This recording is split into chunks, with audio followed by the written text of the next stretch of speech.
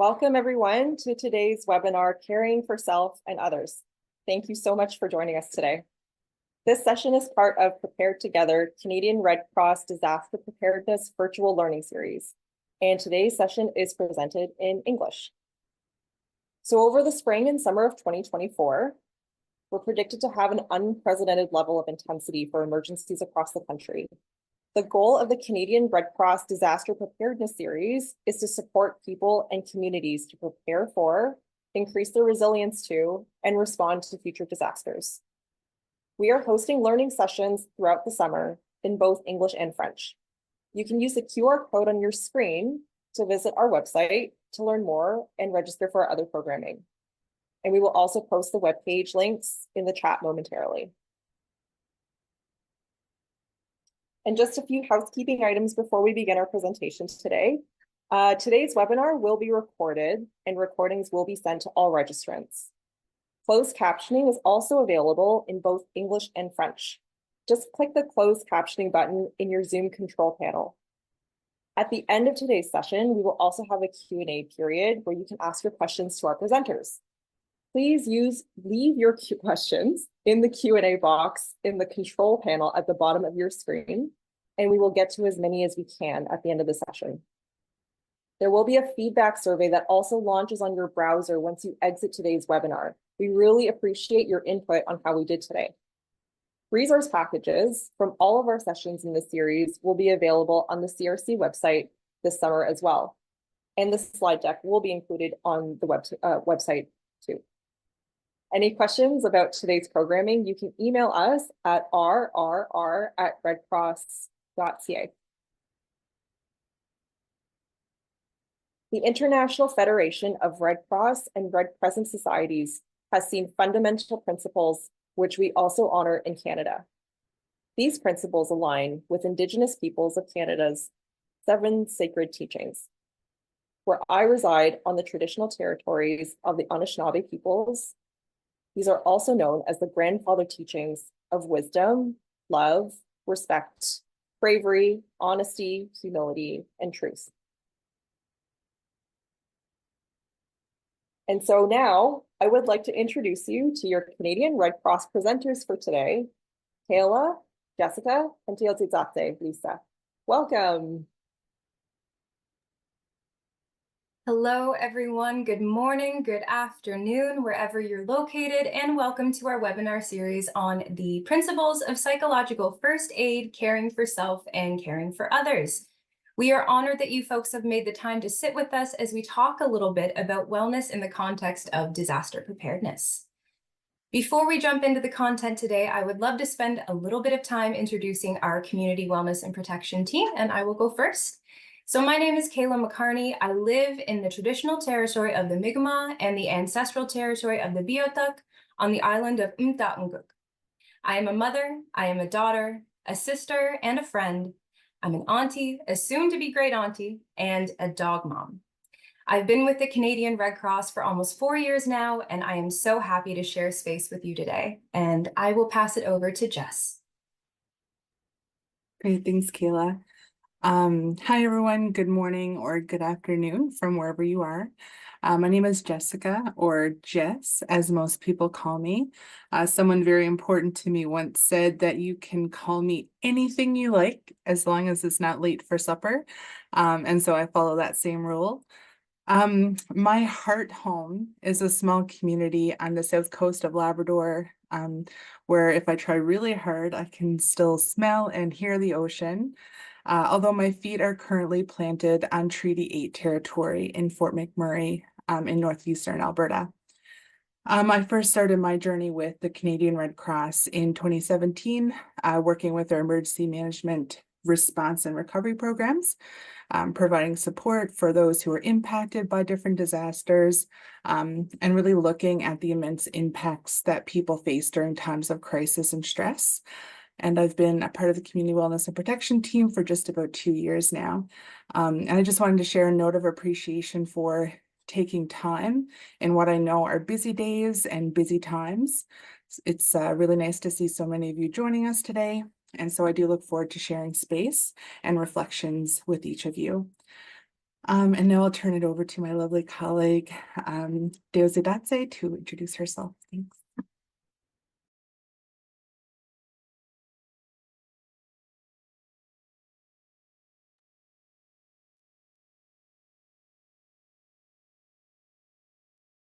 Apologize for that. Nyawa Jessica. Sego ze ogwego deo zitate just walks wige gonna wage ne diwigeno. Hello everybody. My name is Deo Zitate, bright flower in English. My other names are Lisa Peterson. I am a Bear Clan woman from the Mohawk community of Kahnawake, which is located about 15 kilometers south of Montreal in Quebec. I have been with the Canadian Red Cross for a little over 4 years. I am a proud mother, grandmother, sister, daughter, and Haudenosaunee woman. I am so happy that you have chose to spend some time with us today. We also want to wish all of our brothers and sisters across Turtle Island a fabulous and great Indigenous Peoples Day. Thank you so much, Jess and Zeotitatse. I know that we have limited time together today, but I would love to get a sense of who is with us on this webinar. So if you're comfortable, please share your name, the community that you call home, your land or territorial acknowledgement in the chat function. While you are introducing yourself in the chat, I would like to share about what we are speaking about today in the interest of making this space as safe as possible. So when we teach about how to care for ourselves and how to care for others, we naturally will be speaking about topics like depression, grief, loss, trauma, and suicide. We understand that while these topics are important, they are also deeply personal, vulnerable, and sensitive topics that can bring up complicated emotions. So please take a moment right now to check in with yourself and ask yourself, am I in a good headspace to hear this conversation? And also, who can I reach out to for support if I need it? We've attached a few national resources that are easily accessible to you via phone call, email, or text, whatever is more comfortable for you. Please don't hesitate to use these resources if you need. April will be dropping the helplines in the chat. We would also like to take this time to issue a disclaimer that the content that we share with you today is for informational or educational purposes only. It's not intended to take the place of medical advice or professional treatment. So participants should contact their own qualified professional or contact one of the resources that we shared during this presentation. If you find yourself in need of immediate assistance or support, please contact your local EMS or police services. So we wanted to go over the agenda for today and what we will be covering. So today, from both a Western and Indigenous perspective, we will learn how to care for ourselves in times of stress using the 4L principles. We also are going to learn how to use those same principles to take care of others in times of stress. We are going to hopefully learn how to recognize some signs of stress, how they manifest within ourselves and within others. And we will also learn how to know when you need help or support and how to access those. Lastly, we will be hosting a Q&A session like April did say, so please leave your questions in the Q&A box at the bottom of your screen. So Community Wellness and Protection was a team created under the Help Desk for Indigenous Leadership in early 2020. We are a proud Indigenous-led, ally-supported team that helps support First Nations, Inuit, and Métis communities from coast to coast to coast. We work alongside leadership teams to promote health and wellness in ways that honor community resiliency, knowledge, and wisdom. So today we're going to be giving you a bite-sized version of our hybrid psychological first aid training that blends both Indigenous and Western perspectives. We also have other learning sessions that are available to community that address important topics like healthy relationships, bullying prevention, lateral violence, and Be Safe programming from an Indigenous lens. We also can offer community action planning that assists community in mapping priorities and creating plans to meet those priorities. We also have an extensive resource base that we can share to community, but in the event that that resource isn't built, our extensive team of knowledge holders at Indigenous Peoples Help Desk can assist in building the resource based on the community ask. So now that we know a little bit more about what we do, I would love to kick things off with a little activity. So we are going to read off 4 statements. You're going to see a poll pop up on your screen with the answers yes, no, and I don't know. Please click on the answer as we go along, and we will share the results of the poll as we go along. So the first statement reads, everyone is traumatized in an emergency or crisis to some extent. Yes, no, I don't know. I'll give you a couple minutes to get that out.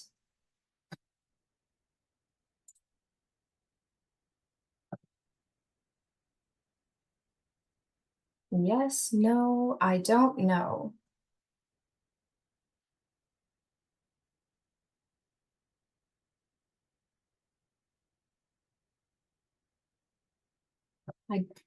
Okay. So thank you folks for completing that poll. For those of you that you can see on the screen here, we have 71% of us said yes, 22% of us said no, and 7% said I don't know. So the answer, surprisingly enough, is no. So everyone may experience the impact of an emergency or crisis, but most people have a tendency to recover from that event by relying on their own strengths and on the help of others. Most can gradually return to a state of stabilization and emotional well-being. But it's also really important, of course, to receive timely support from caring individuals and organizations following a crisis. So as we say, resiliency is the norm, but we also recognize that the journey back to recovery isn't always effortless and setbacks can occur. So thank you so much for that. Let's move on to statement number 2, which reads, you should have a counseling degree to provide support to someone who's experienced stress, loss, crisis, or trauma. Yes, no, I don't know. We'll wait for the poll results to pop up here. A lot of really good knowledge base here. So thank you. Thank you so much. Yes, no, I don't know. Just waiting for the results to come in now.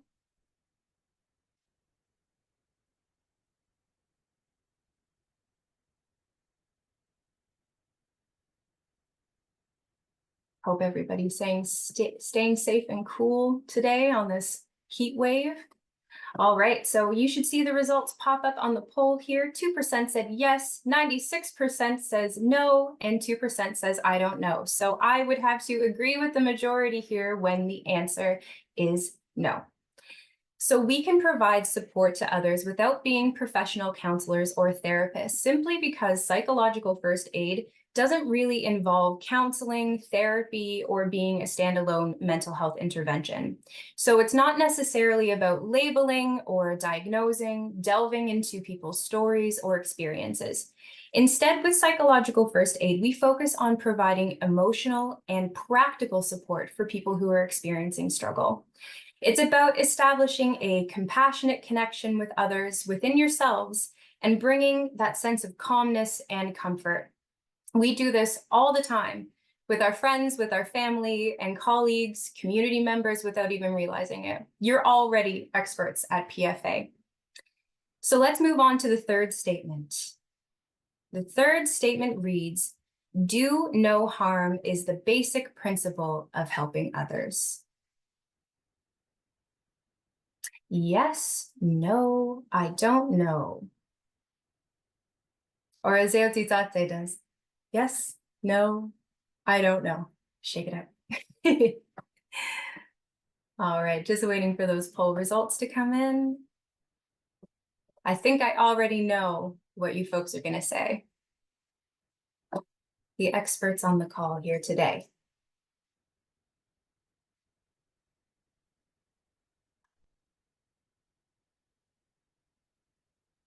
All right, let's see.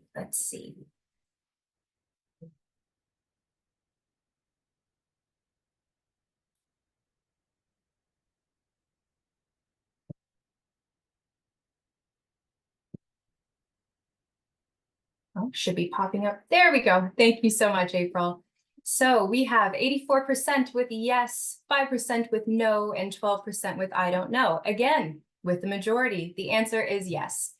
So do no harm is a really, really important guiding principle when we're helping others. So to do that, we must treat the people we're helping with dignity as well as respect. So this means respecting culture, respecting their ability to make decisions. We must be honest and not make promises that we cannot keep. We need to, of course, be empathetic and listen to people's experiences. And lastly, but most importantly, we need to create safety for people. And if they're not safe, we need to find safety. So thank you for participating in that, folks. One final statement reads, connectedness is an important element in helping people through crisis and trauma. Yes, no, I don't know.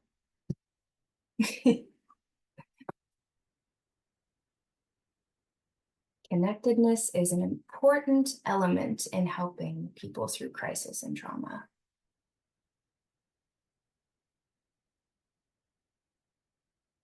I feel like we should have that Jeopardy music on in the background. Do, do, do, do. Yeah, see, Kyle, thank you for agreeing with me. We'll do that for the next one. Connectedness is an important element. Let's see. Ah, there we go. 4 for 4, everyone. 100% with yes. So connecting people with loved ones and social support is very, very important, as you already know, when helping someone through a crisis. So PFA focuses on connecting individuals in with their own needs, connecting themselves to others, to relevant resources and self-care strategies. So thank you so much, everyone, for participating in that poll. I can see that we're going to have a lovely webinar with this knowledge base that we have already. And now I would love to hand it over to Tate to speak about some of the basics of psychological first aid. Yeah, thank you, beautiful Kayla. So now we're going to talk about PFA. So psychological first aid, caring for ourselves, or as we like to call it, PFA, is not a new concept to any of us. PFA is about showing up. It is about being present in situations that may be difficult for us. It is about showing up with your toolbox or basket of resources that you have and being available to hold space, to be present, to listen in the best way that you know how to do. So that this might mean feeding people, it might be providing comfort in a safe way, or just letting someone you know that you may not exactly understand what they are enduring. However, you have the capacity as a human to provide space, comfort, empathy, and support for whatever that they are experiencing. So this is our stress cycle. To be able to help others, we as individuals have to understand our own personal stress and to be able to gauge that when in crises are occurring, this can help us to determine if we have the capacity to provide support. Also, when we understand our own personal stress cycle, we can also help others to help recognize their own. So this graphic shows us that not all stress is bad for us. Some stress in our lives is needed to encourage us to take on new projects, to speak up when something just does not sit right with us, or to advocate for someone who cannot speak for themselves. So the green part on here is when stress can come and go, and the individual has good, healthy coping skills that they have learned or were taught over time. We as humans want to remain in that green zone at all times. However, we know that in the current day and time, often that is not possible. This is why it is important to have a wellness strategy, a safety plan to avoid prolonged or excessive stress. This can lead to poor health, like type 2 diabetes, high blood pressure, and many other illnesses that can be affected by stress. We strive for wellness and not illness. So the alarm stage, the yellow stage, is what happens when we encounter stress. This is the fight or flight response. This is when our body, our mind, our spirit, and our everything work together to decide if we are going to deal with the stress, manage the stress, or get out of it all. This is the mobilization of all our body's resources. The orange stage, the resistant stage, is when the stress continues and our body, mind, spirit focuses on how to manage or not manage the stressor. Our body creates stress hormones to help us get through the stress. And often these hormones remain high due to the presence of stress, And in Indigenous people and Gwaihua people, people of color, we are predisposed to common morbidities. Like I said before, type 2 diabetes, high blood pressure, stroke, addiction. And these are incidences that are impacted by stressors. And how we manage it, it really sets the tone for everything. And lastly, we're hitting this red stage. This is the exhaustion stage. How many of you feel like you are in a constant exhausted stage? That is me. This is the stage that we do not want to enter. Unfortunately, many of us find ourselves in this stage. This is when we don't have any more to give, that our body has exhausted all of its resources. And when we just feel like we just have nothing left, this is when we get sick.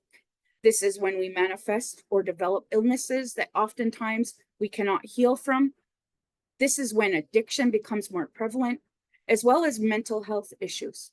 So learning how to manage your wellness and your own well-being is a priority. Make it a priority. It is in your blood. It is in our blood to want to help others. However, after learning the stages of stress, I really hope that you understand that when you can gauge your own stress levels, you can better help and better be present for those who need help. So now on to the 4 L's.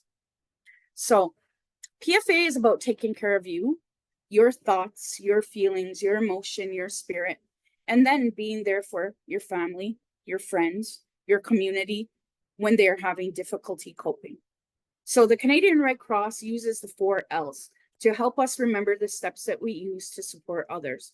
In times of crisis, this comes in handy for us to remember the tools which we each know and carry in our baskets. And they are, use the L sign, look, listen, link, and live. And I know that sounds funny to go like that, but it helps you to remember. So the look is about recognizing signs of stress or distress in ourselves and then in others. So this L is also about being able to identify what support is needed. The listen is what we do after we have looked. This is when we can determine if we have the capacity to help. It is when we listen to ourselves, and after we have done this, we are able to determine what others need. The link, this is about ensuring that yourself and others have everything that you need as a basic need. So that means, are you safe? Do you have food? Is there shelter? Are you able to have compassion? Do you have water, for example? Basic needs and services, that's what we're talking about. And the last L stands for live or love. So this is the hope part. This is how we move forward using healthy ways to cope. It is so important that in times of crisis or when addressing trauma or grief or loss, that we find hope. There is always something to look forward to. When the birds sing at the start of each day, we have the opportunity to start the day anew. So what does this all mean? It means that it is imperative. It is so important that we take care of ourselves. And once we understand the best way to do this, then we can better support and help others. So now I'm going to turn this over to the lovely and beautiful Jessica, and she will share another L, the look model. Great. So as we reflect and think about what it means to care for ourselves, we're reminded that our minds, bodies, and spirits often do show signs that we're struggling and that we need to reach out for support. So this brings us to the first L in our 4 L cycle, look. So how do we watch out for signs of stress within ourselves? Will stress show up the same for all of us? And I know I can't see you all right now, but I'll make a bold assumption that we're likely all nodding our heads no, because stress doesn't show up the same for each of us. So as Deosiratse mentioned, there is good stress. The good stress is what keeps us motivated and on our toes. It ensures that we get things that need to be done are done. So what we're really talking about here is when that day-to-day stress, like picking up the kids from school or meeting an important deadline at work, or figuring out for the millionth time what we're going to have for supper tonight, What happens when that stress turns into cumulative stress? And cumulative stress is a repeated exposure to physical or emotional challenges, or that day-to-day stress is paired with traumatic stress, which is when we experience a deeply distressing event. So something like extreme violence, an accident, or a death, or when it's paired with secondary stress, which is when we're indirectly impacted by a traumatic event. But we hear stories and experiences from those around us and those that we support. So these signs of stress can show up physically through headaches, feeling tired, having no energy. For some, it could look quite the opposite. Maybe you're having abnormal energetic outbursts. We're neglecting ourselves, our self-care. So for some of us, we might experience elevated anxiety or obsessive thoughts. We could feel out of control of what's happening around us. And this really just leaves us with no motivation to respond. So when we identify or recognize that, yeah, we're going through a really intense situation right now, or we're experiencing some of that cumulative stress and have lots of things happening at the same time, what comes next? We have to listen. And so I think our mind, bodies, and spirits, I think they do a really good job at showing signs that something isn't right. And I also think that sometimes we don't do a good job at listening to those signs. So listening to ourselves is really about self-awareness. It's about self-assessment. And there are many things that we can do just to get to know ourselves a little bit better. So if we think back to the stress cycle for a second, the colors you see here might look familiar. And so checking in with ourselves does have to be a priority, especially if we have noticed some of those indications of stress. Listening to signs are going to be the deciding factor on what comes next for you. So you see here, green is this optimal functioning. It pairs up with the good health or our normal stage, really whatever that normal is for us. This is really when we're in control of our emotions, we're thriving, we're calm, steady, our performance is consistent, we're focused, we're able to effectively communicate with people around us. Things like our sleep patterns and our appetites are normal, again, whatever that looks like for each of us. And then when we get into the yellow here, which is reflective of the alarm stage in the stress cycle, we're starting to notice, that maybe something isn't right. So we've lost optimal functioning. It feels like we're starting to lose control. And so we could be experiencing abnormal reactions or emotions. Our performance now might have become inconsistent. We might be experiencing changes in our sleep and eating habits, either more or less. And for me, when I no longer have interest in things like creating or spending time outside or with those that I love, I know that I have to listen and pay close attention, because I could be getting close or maybe have already entered my alarm or survival stage. And so things are just not feeling fun, and we're just trying to make it through the day in this stage. With the proper self-care strategies, though, this stage can be mild, and we don't have to fall really deep into the resistance stage like we've seen in the stress cycle. If self-care is a new concept for us, or we haven't been able to set intentional or successful self-care strategies, we can fall into the resistance or the struggling stage. And here's where all of that stuff showed up in our alarm stage really is magnified. We might start avoiding people altogether, reaching for substances or food or anything really that helps us cope and provide a sense of temporary comfort or relief. We're likely having difficulties making decisions here, and probably experiencing persistent feelings of fear, anger, sadness, and hopelessness. So if we're still unable to identify supports, and we're going to talk about that in just a moment, but if we still don't have the strategies in place that we need to bring us back into the thriving or even the surviving stage at this point, what happens is we move into that exhaustion or the crisis stage. And this is where we lose our function. We could experience panic attacks, nightmares, intrusive thoughts. We might have now have a dependence on the substances or food. We feel numb, and typically we're withdrawn from our relationships. So now that we've looked for the signs, the first L, and we've listened to what our bodies, minds, and spirits have been telling us, I'm going to pass it back over to Deozidatse to talk about the next step and how we can reach out for support and connect when we're starting to feel some of these things. Nyawa, Jessica, Nakurmik. I so appreciate your very thoughtful explanation on it. So now we are at the link part. This is such an important part of psychological first aid. I can't say that enough. Caring for yourself. This is when you rely on your own strength and your own protective factors. This is when you put into action your own inner power, the ones that you have identified earlier that helped you through a stressful time. So examples of link are having coffee with a friend, identifying who your people are, coworkers, elders, your people. It can also be exploring the issues and finding out more information. Accurate information is just so important. It can also mean that you go and you find yourself a therapist or go and see a doctor. So your links are resources that you find within your own support systems. Now, who do you go to when you need some support? Drop it in the chat if you can. Who do you go to?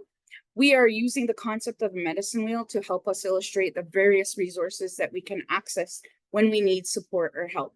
So your immediate supports, these are the people that you call or message in your daily life. So for me, it is my Ragini or my daddy, I'm a daddy's girl, or my amazing colleague, Kayla.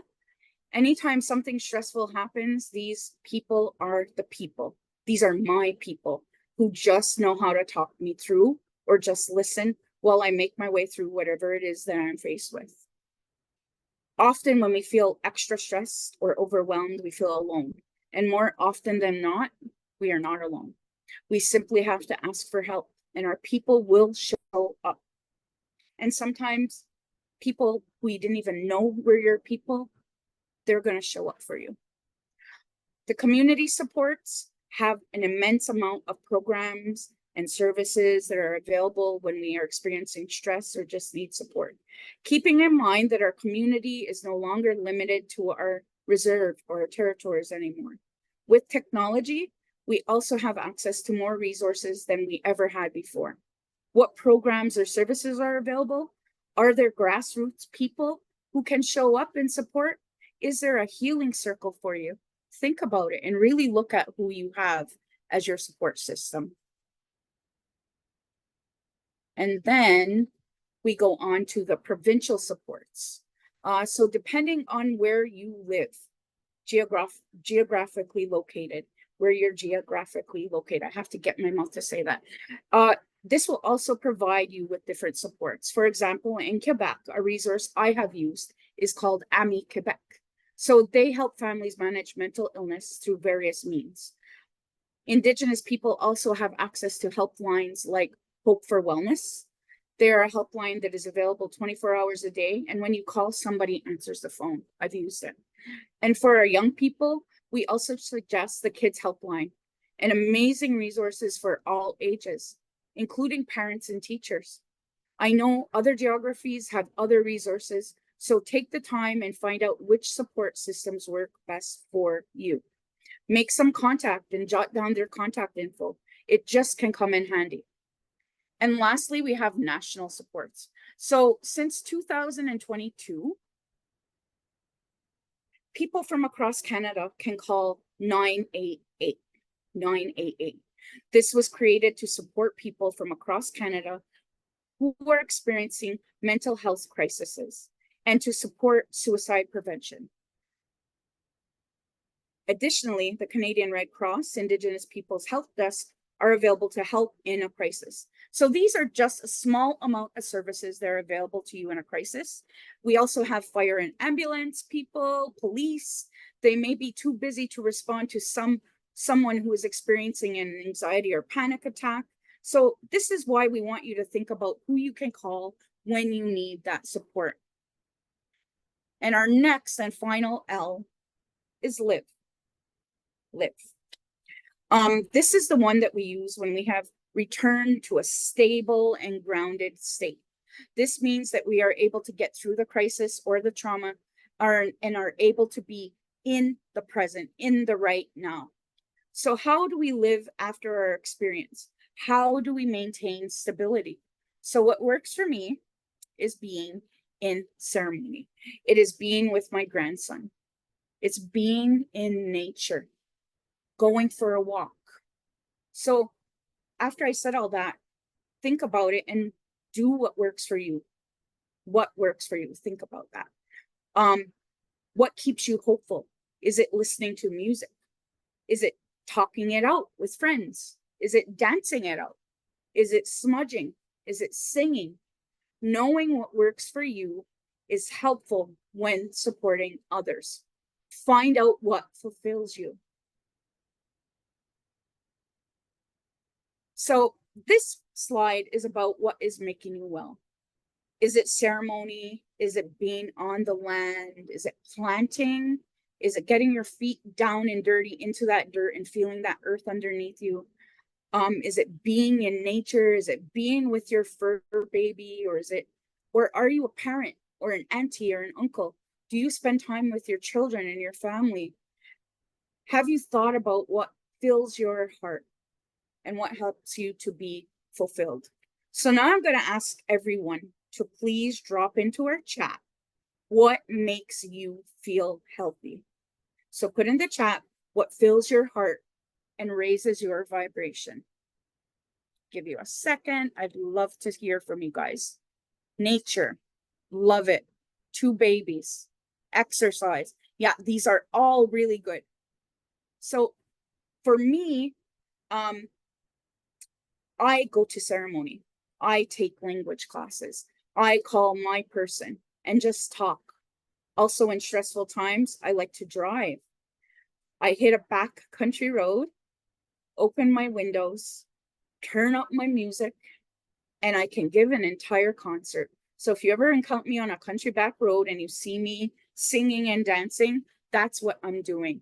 And I do some serious steering wheel dancing in that part. So I am really, really happy to see what everybody's dropping in the chat. I'm hoping that what you're putting in there may inspire or motivate someone to try something else. I have seen the whole production. I was able to bear witness to it one time, and let me tell you, it's definitely all you imagine it can be. So thank you, Teo Titate.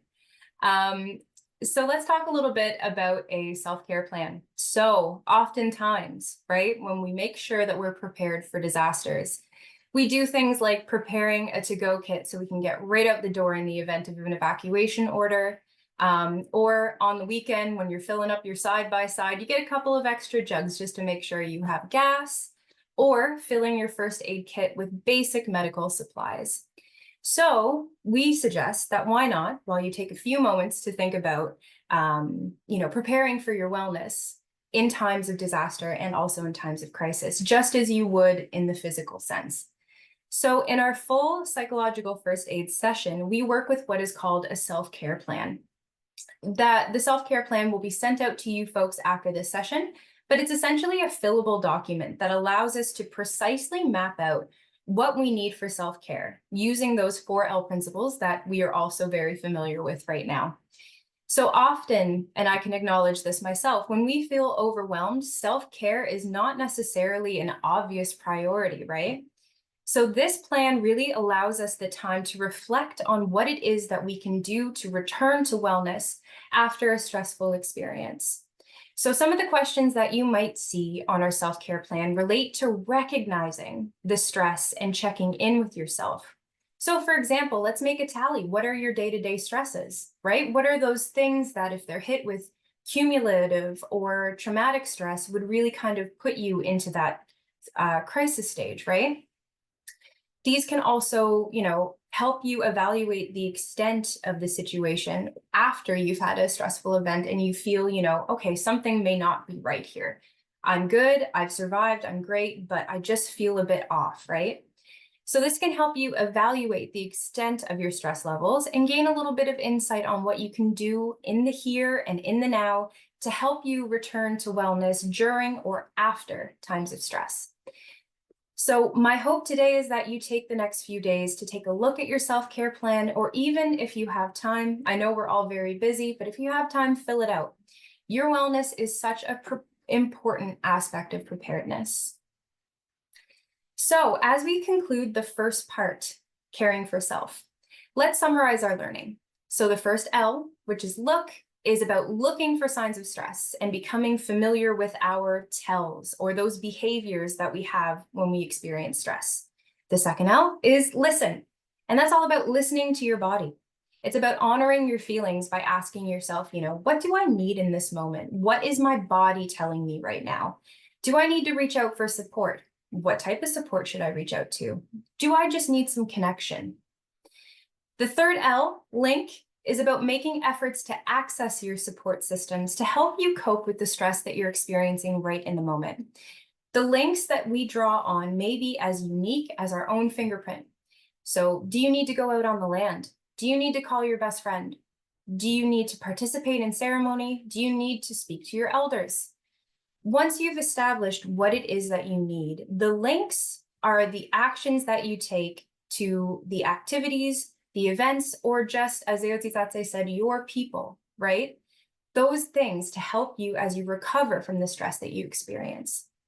And then finally, the fourth L, which is live, or sometimes it can also be love, is about your journey back to a balanced state where you're feeling well, where you're feeling strong, and you're feeling happy. It's about, again, protecting that wellness by making efforts to learn new strategies, or strategies that work really well for you to deal with the ongoing stress in your life, because nobody here is stress-free, right? So ask yourself, what breathes life into you? What makes you happy? What makes you feel whole, right? Is it taking time to do daily meditations before you start your busy work day? Is it about taking a break and actually taking that break, right? Or is it about learning how to ask for help when you need it? Because I know there's so many people here as helpers, right, that have a really, really difficult time asking for help. So as helpers, we have so much to give to the world and to our loved ones. But when we find ourselves giving too much care, too much love, and too much effort to others all of the time, what ends up happening is we really leave little for ourselves. So to be a true advocate for others, we first have to be a fierce advocate for ourselves, which is why these helpful reminders to check in with ourselves are really, really important. So now that we've learned all about the 4 L's and how we can relate that to ourselves, I would love to pass this off to Jess, who will be introducing us to how we can use those same principles to support the people that we love. Great, Michaela. So as we think about and talk about caring for others, we're going to use the same 4L model. And I think we do this because it's simple and it works. And as we go through these 4Ls and what they mean for supporting people around us, it is important to remember that our experience will not be the same as everyone else's experience. Sometimes I think it's easy for us to pass judgment and not in a malice way. I don't believe it's intentional. Sometimes though, we do have these kinds of thoughts without considering the why behind an action that we're observing. So sometimes we might think something like, why is that person acting that way or reacting that way? Or I can't believe they're making such a big deal out of this, or something like, it was 4 months ago. Why aren't they over it by now? And I think in order to really understand the why, we have to consider that person's experience. People carry the weight of ways that they've been impacted by previous events, most of the times without even knowing it themselves. And so I think most of us have experienced some kind of traumatic event throughout our lives, and this shows up in different ways for different people. So while we think about how we can support those in distress, we have to first consider where trauma comes from. You'll see listed here some of the experiences in which trauma can stem from. And this is not a comprehensive list by any means. I think honestly, it barely even scratches the surface. What happens though is when we have somewhat of an understanding of the underlying causes of the behaviors or the actions that we're observing from others, especially those that we care about, right? It helps us provide relevant support to that person or those people. We can expect that when someone who has previously experienced a tremendous amount of loss, and loss looks different, so whether that be a loss of loved ones, a job, relationships, culture, that when their community now, say, goes under an evacuation order due to a natural disaster like a wildfire, that they might go into that fight, flight, or freeze response. And so, although they have never experienced that specific event where they have been evacuated before, the feelings that come with that loss are the same. The body can't tell the difference. And so they're experiencing loss of community, both physically and emotionally. Physically because they're displaced now, so they're no longer at home where they're comfortable, where they might feel safe, but also emotionally and spiritually because they might no longer have that circle of support and connection with them. So they're facing a lot of unknowns and a total loss of control of their lives. And the list goes on in terms of the kind of loss that comes with something like an evacuation. So trauma can stem from different things. And I guess really what that means is trauma also shows up in different ways. And so we often use the phrase expected reactions to unexpected events in disaster preparedness or emergency response, because I don't believe there is no way to fully prepare yourself for a crisis event. You know, we gather tools and resources, and while those are really important things to aid in how we respond, it's also okay that we still have a reaction when something throws us off what is our normal. Again, you're going to see some expected reactions up on your screen, and this list is no means the only expected reactions to trauma. But you know, if we do notice that someone has been displaying unpredictable emotions, they appear to be avoiding you or other people that they care about, maybe they've disclosed to you that they've been having difficulty concentrating, experiencing flashbacks. So all of those things can be indicators that they are struggling. And right now they might need an extra bit of support to help navigate their life circumstances. So now I'm going to pass it back over to Deozidatse to set us up with the 4 L's to care for others. Nakurmik, Jessica, I'm trying to speak your language too. So nyama for that. So look is also one of the 4 L's. So this is about what we see. When we encounter a situation, we see with our eyes and we see what is happening around us. This helps to alert ourselves how we can help others to move forward. This L is also about recognizing the signs of stress on others. So do you sweat, when you are uncomfortable? Does your leg go up and down 100 miles an hour, shaking up and down like nobody's business? So these are my signs of stress. So what do you see in others who may be experiencing stress? It could be sweating, it could be their leg going a mile an hour, nail biting, it could be anything. But when you learn how to see it in yourself, you could see it in others. So again, in small doses, stress has many advantages. For instance, stress can help you meet daily challenges and can motivate you to meet your goals. So I need deadlines that encourage me to finish assignments for work and for myself. So this is the manageable stress. And at other times, stress can make you feel overwhelmed and unable to concentrate on anything. So while stress affects everyone in different ways, we know that too much stress that stays around for days, for weeks, for months, can cause anxiety, can cause depression, can cause mental issues, it can cause health problems. So our bodies give us signs that we are experiencing too much stress. So this can be mental, physical, emotional, behavioral, even spiritual. This is why we encourage you to look for signs of stress within yourself. So once you are able to do that, you are able to recognize the signs in others. So what do we look for in others? Let's look at this neat table that we have here that breaks down the stress responses. So fight, flight, freeze are the three main parts of stress that many of us have heard of. So here are some examples of each. It looks like a lot. However, we have all encountered or reacted in these ways in some form. This also is challenging when we take a step back, look at ourselves, and recognize some of these in the people that we are supporting. So the fight component, the flight component, I'm going to say it properly, the flight component is about wanting to run away, avoiding the situation. This is absolutely a typical human response to want to distance oneself from a very volatile situation. And then we have the freeze part of it. This is the aspect of a stress response when people just shut down. This is when some may find themselves depressed, or maybe dealing with anxiety. This is when we feel stuck.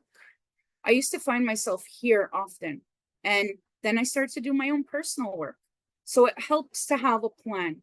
This will help you to support others. So these are some typical reactions to a stress response.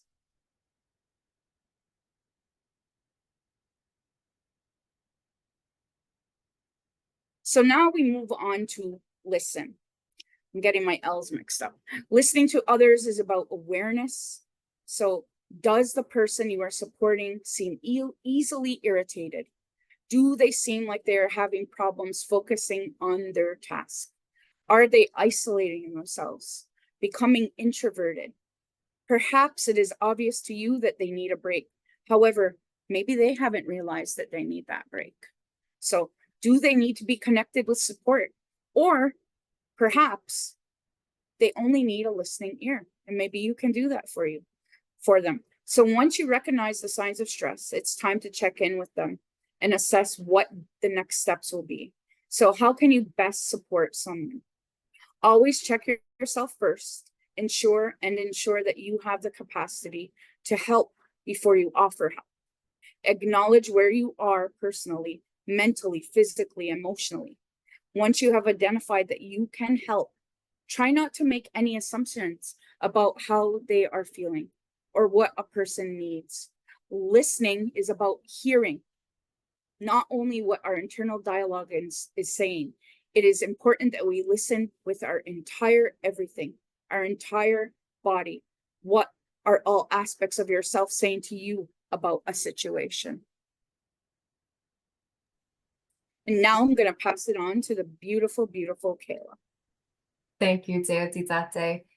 So I know for myself personally, oftentimes we can find it really challenging to support people who are experiencing stress and loss because we want to make sure that we're doing the right thing. But the truth is, and this probably comes to relief to a lot of people here, is that there's really no right thing to do. Because supporting people is not about saying the right thing to turn it around suddenly, or telling them the best piece of advice that you could give them to overcome their challenges. Most, if not all of the time, it's just about being there, right? Just showing up can make a significant impact. So let's talk about some of the ways that we can show up for someone who's experiencing stress. So active listening, I'm sure you've all heard about this before, right? Active listening is one of the many ways that we can support somebody. Sometimes people really just need to feel heard and need to feel understood.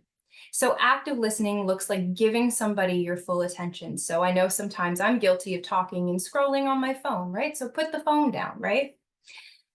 It also can be giving people physical cues like nodding, or if it's culturally appropriate, eye contact, or using reassuring affirmations of support.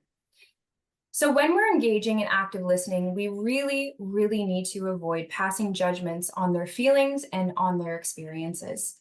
So let the person express themselves without doing something like policing their language or policing their tone or giving disapproving looks, right?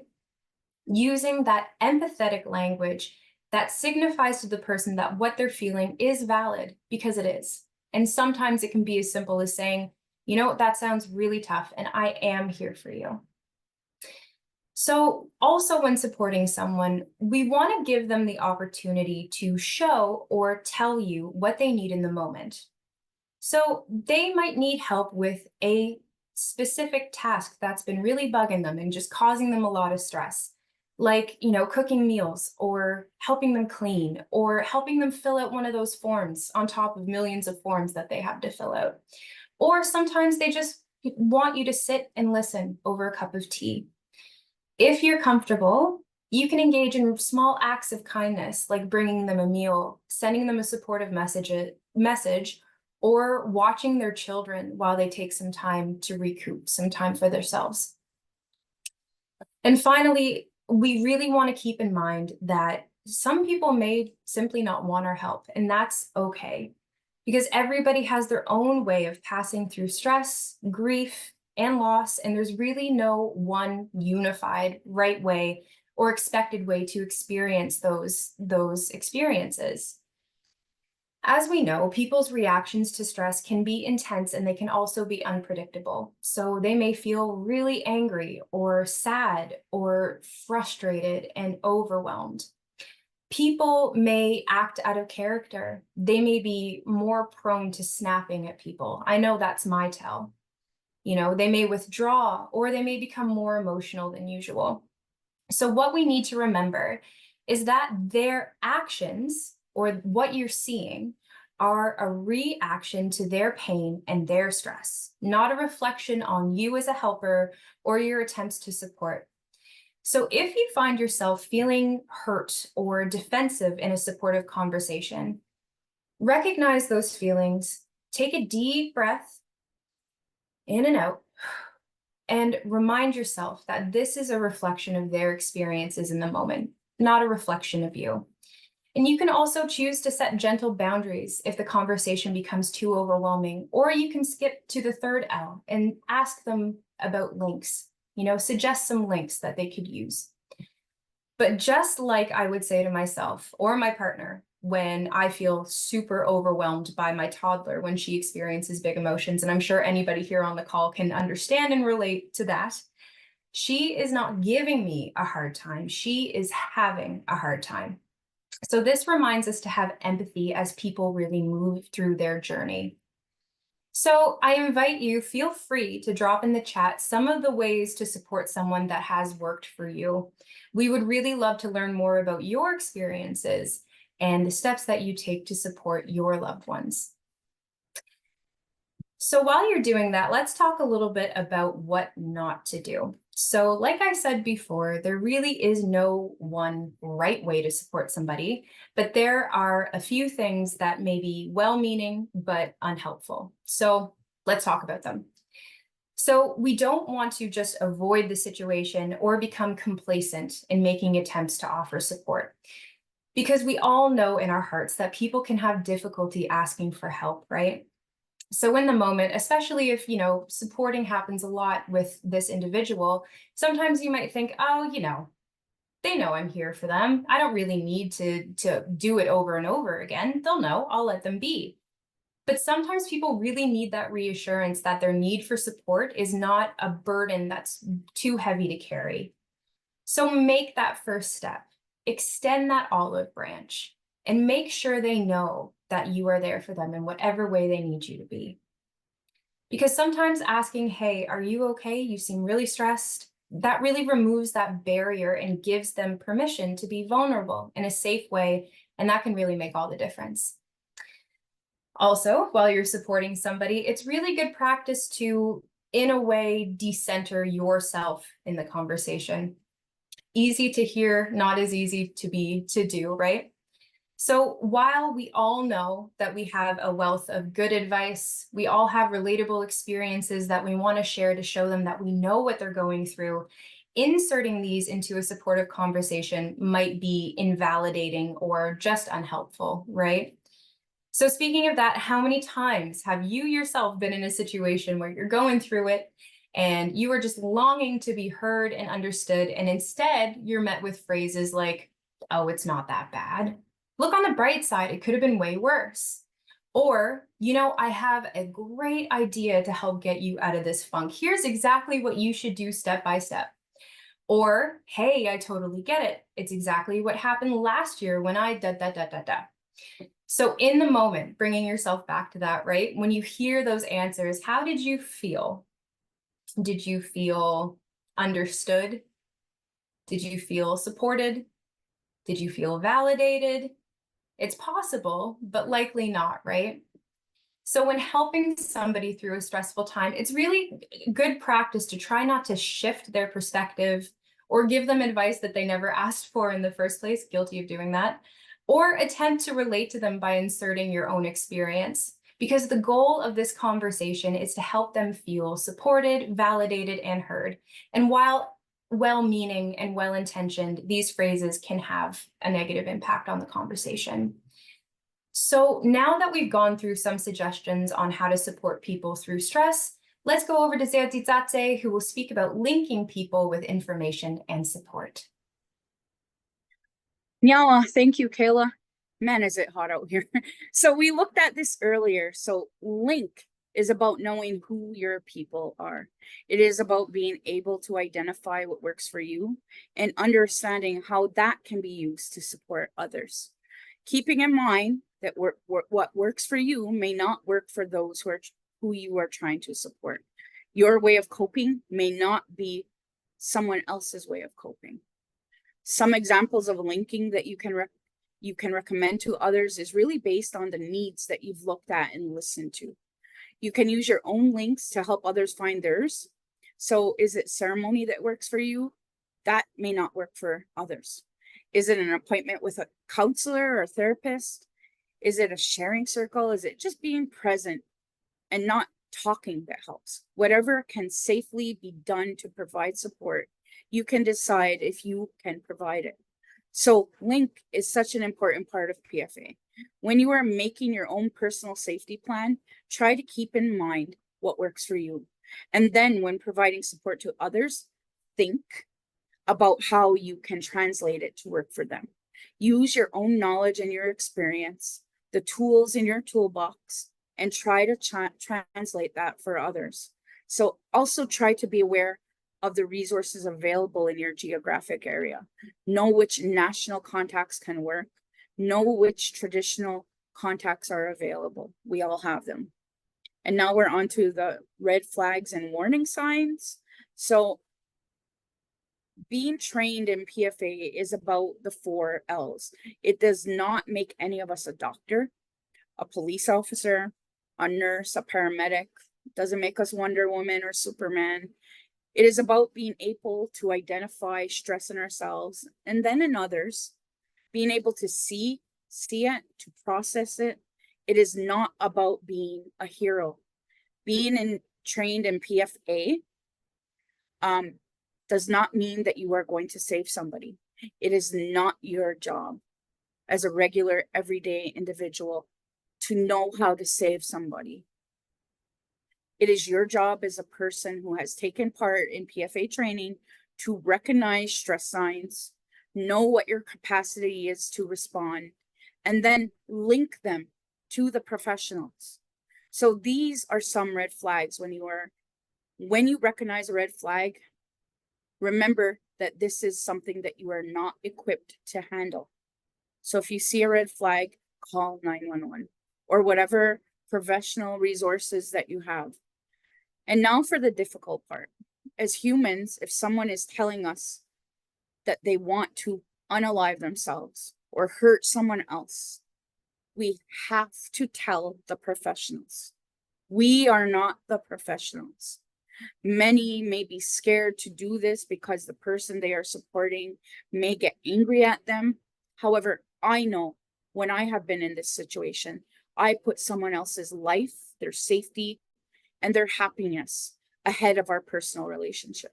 So in other words, make the call to professionals. If you fear for someone's life, other people's life, or their personal safety, we cannot emphasize it enough. Call the professionals.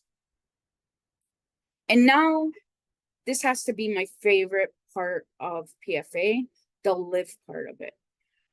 It's my favorite aspect of PFA. Live or love, as I like to refer to it. As someone who is doing her work, it is this part that reminds me that we make our way through whatever stress or crisis we are dealing with, that we can make our way through it, that we do have hope. Living is a choice, which we all have. Choosing to live and to have hope, that's always an option for us as humans. So when we apply live or love to others, you are encouraging them to maintain their own wellness by making living a priority, ensuring that they are aware of all things to have hope for. So what can you do when someone feels like their life is stuck, that they are losing hope? You can suggest that they try some of these. So maybe asking them to go for a walk, being in nature, just breathing. How many of you practice breathing? There are so many different healthy ways to live and to find hope. Do what works for you, what brings you peace and what makes you happy. And then use these tools in your toolkit or your basket to help others in the same way that you have been able to help yourself.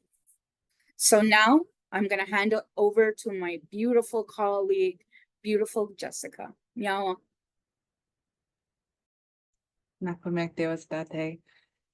I echo that perhaps this is my favorite part of the caring for self, caring for others, or this psychological first aid model, is that even when we care for others, we are reminded to come back and take care of us so that we can continue living our own lives in the healthiest way that we're able.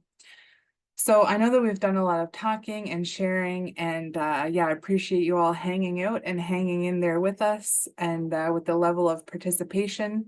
I think it always makes our learning so much richer. So I'm hoping that we can ask for your help in another small activity just before we move into the Q&A, and we give you an opportunity to use your voice. So sometimes I hear, and I have said things like, I don't have time for self-care, or I can't afford to take care of myself. And I remember having this belief or this preconceived kind of idea that self-care meant expensive spa trips, or traveling to, exciting places and extravagant purchases. And I guess as much as I do believe that retail therapy is a thing, I also now know that self-care is really about so much more than that. It's about doing what I'm able to take care of myself with what I have. So sometimes we might be able to do something that's, more thought out and planned, like a dinner with a friend or a day trip to our favorite place. But sometimes, I also only have 15 minutes before my next counseling session, or I only have a 30-minute lunch break in between meetings.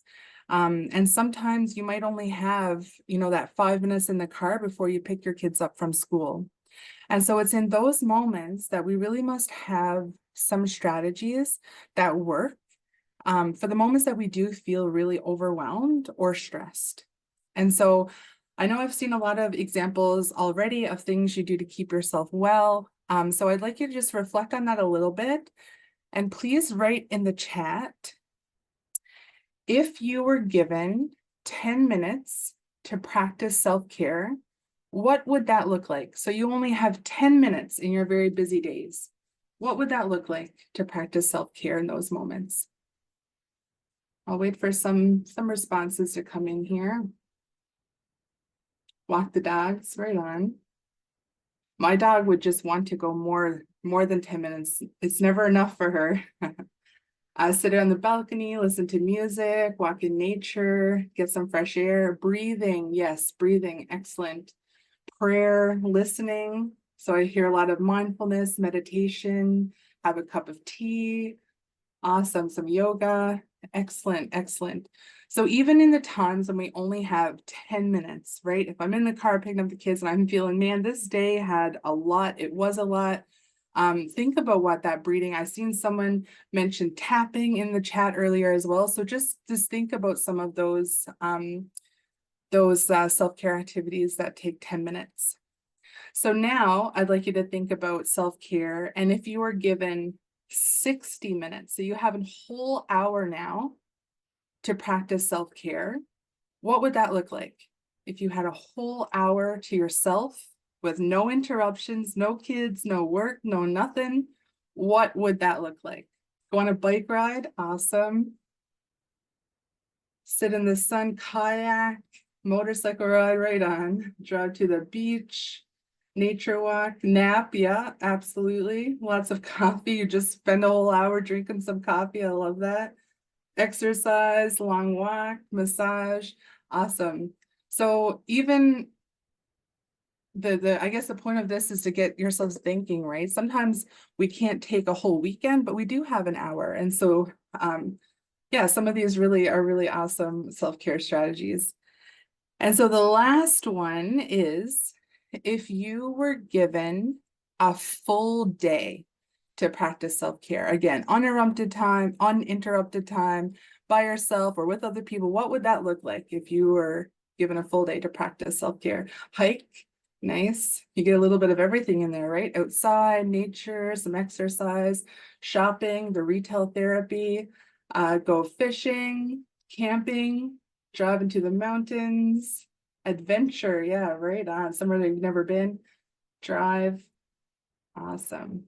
Time outside, by the pool, in the pool, haircut, yeah, haircut, bath, things that, that's taking care of ourselves, that's honoring our bodies, right? So awesome, go to nature. So, just beautiful examples all around, and thank you so much for participating. And I'd suggest to jot some of these things down, right, in your self-care plan, especially when we send this out post-webinar. Like, think about that. Think about some of the things that you've seen other people practice that works for them with, 10 minutes, 60 minutes, or a full day of self-care. And use them as reminders of the resources that you already have that actually cost nothing, right? But your time, and it's time that's invested back into yourself.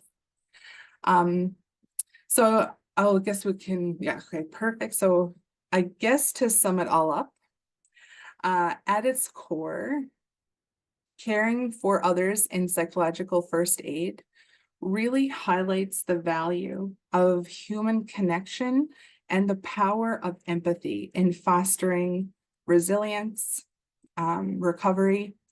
So by providing a compassionate presence and listening attentively and offering practical assistance, we can not only alleviate the immediate hardship, but we also are able to instill hope and restore a sense of dignity to those in distress.